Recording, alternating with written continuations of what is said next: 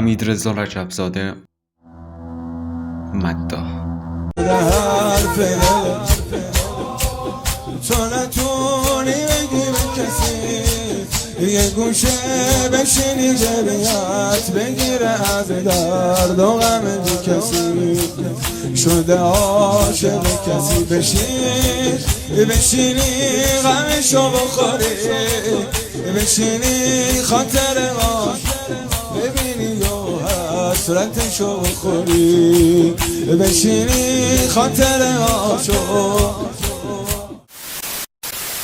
با گسترش اعتراضات در 18 و 19 دی ماه تصمیم به عضو به عنوان تکثیرانداز تو نیروهای ضد شورش میشه. مدت‌ها از اون روزها میگذره تا اینکه این مداح به طرز مشکوکی به مدت 2 هفته غیبش میزنه. نیروی انتظامی و خانواده حمیدرضا تو محل کارش و جاهایی که رفت و آمد میکرده جستجو کردن، اما دریغ قضیه سرنخ.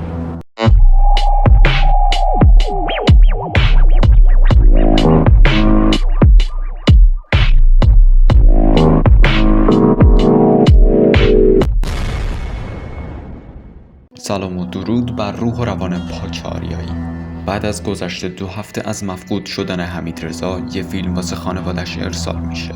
فیلمی وحشتناک که مطمئنم با دیدنش حالتون بد میشه. انگار جسد حمیدرضا رو جلوی محل کارش تیکه تیکه میکنن و فیلم میگیرن. اونجا بود که یه چنل تلگرامی مدعی شد نیروهاش حمیدرضا رجب‌زاده را کشتن. علت قتل رو هم گفتن که این مداح جزو نیروهای سرکوبگر تو 18 و 19 دی ماه بود. وقتی اوضاع پیچیده میشه، وزارت اطلاعات دست به کار میشه و تحقیقات خودش رو شروع میکنه.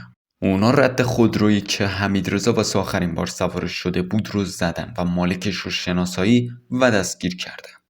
این فرد اعتراف کرد که در ازای گرفتن چندین هزار دلار از شبکه‌های خارجی به همراه 4 نفر دیگه حمیدرضا رو دزدیدن و بعد از اینکه شکنجه و قتلش کردن، تصاویری واسه خانواده مقتول ارسال کردن.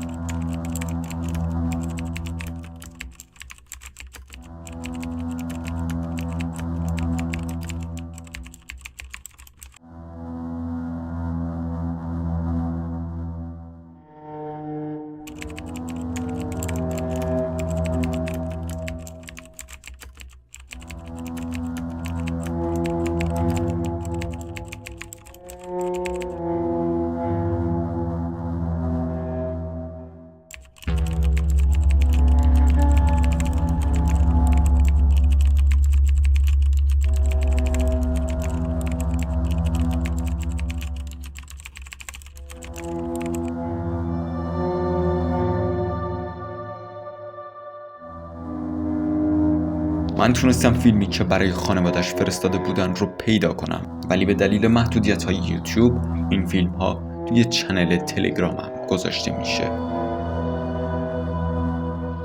و این پرونده همینجا تموم میشه. اما حالا که بحث مداحی شد، یه سر به کربلا بزنیم که تو روزهای اربعینی با اینکه هر دو طرف مسلمانن به خاطر عقاید سیاسیشون دعوا میکنن و درگیر میشن.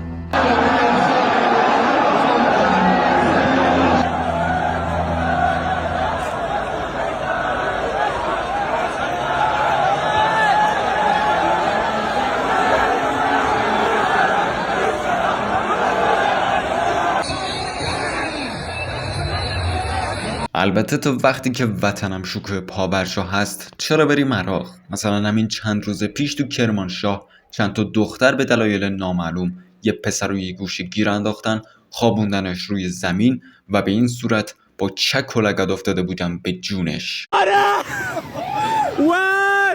وای بکن مراد بابا کمکش بکنی. و در نهایت این بود از پرونده امروز. ممنونم از اینکه تماشا کردین و برای دیدن ویدیوهای بیشتر سابسکرایب فراموش نشه.